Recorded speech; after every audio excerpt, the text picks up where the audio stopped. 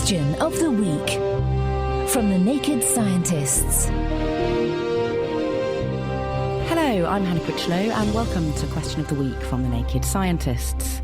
This week, we bang our heads together by cracking into a question that Ben Barnett wrote in with. If we dropped a penny from the top of the Burj Khalifa in Dubai and it hit somebody on the ground, what would the consequences be? So, a penny hitting your head after an approximate 830-metre drop from the tallest building in the world. Ouch! Or no effect at all. To find out which, we'll climb to the top of an iconic Cambridge spire with the engineering don, Dr. Hugh Hunt.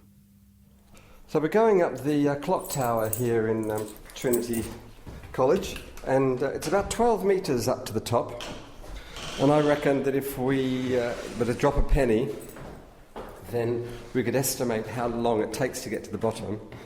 The Trinity Clock Tower is much smaller than the Burj Khalifa, so how can it tell us the top speed a penny can drop on your head at? Well, after a short drop, objects start to be opposed by air resistance, so they reach what we call terminal velocity, a steady speed that can't be increased no matter how far they fall.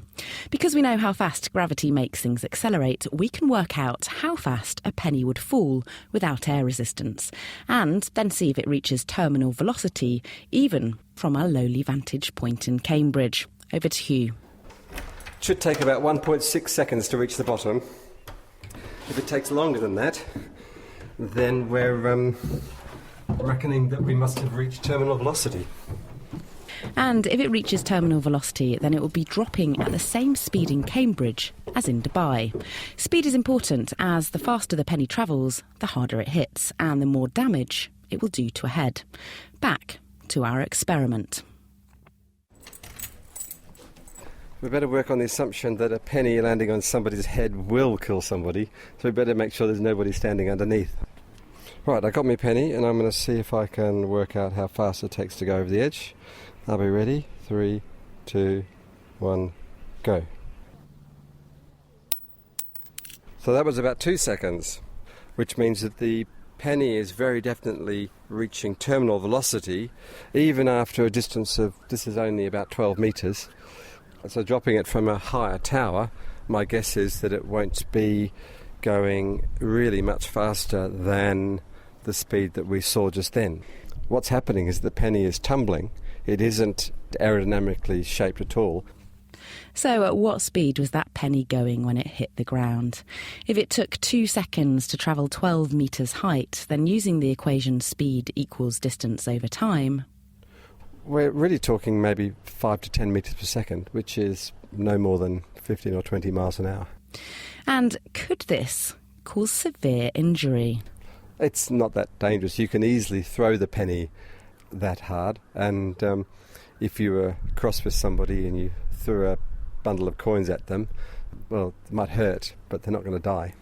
But what about the footballers that we hear about who get hurt by coins being flicked onto them on the pitch? Now, if you put spin on the penny, that's a different matter. If you take a penny and you spin it with your finger like a frisbee, you can get it to line up. And just like those seam bowlers, they get the seam on the cricket ball to line up, then that's a more dangerous concern. Thanks, Hugh. So it seems that if we dropped a penny from the top of the tallest building in the world, then due to air resistance, the penny would only reach about 15 to 20 miles per hour. And Hugh doesn't think that an object with this speed and mass would cause significant damage to your head. That is, unless you spin the penny. Like a spinning wheel, then it would slice through the air with far less air resistance, move much faster, and could hit you edge on, so would be much more dangerous. Dropping a heavier 2p penny might also increase the damage caused. Well, with that happily resolved, we next stick our nosy beaks into this. Hi, my name's Adam from Melbourne, Australia, and my question is this. How come in pregnancy, especially early pregnancy, the sense of smell seems to be heightened? What's the reason for this, and what's the science behind it? Have you had any experiences with this? Or do you have any idea why and how senses might be highly sensitive during pregnancy? Let us know your thoughts. You can email studio@thenakedscientists.com. You can tweet @nakedscientists. You can write on our Facebook page, or you can join in the debate on our forum, which is at nakedscientists.com/forum.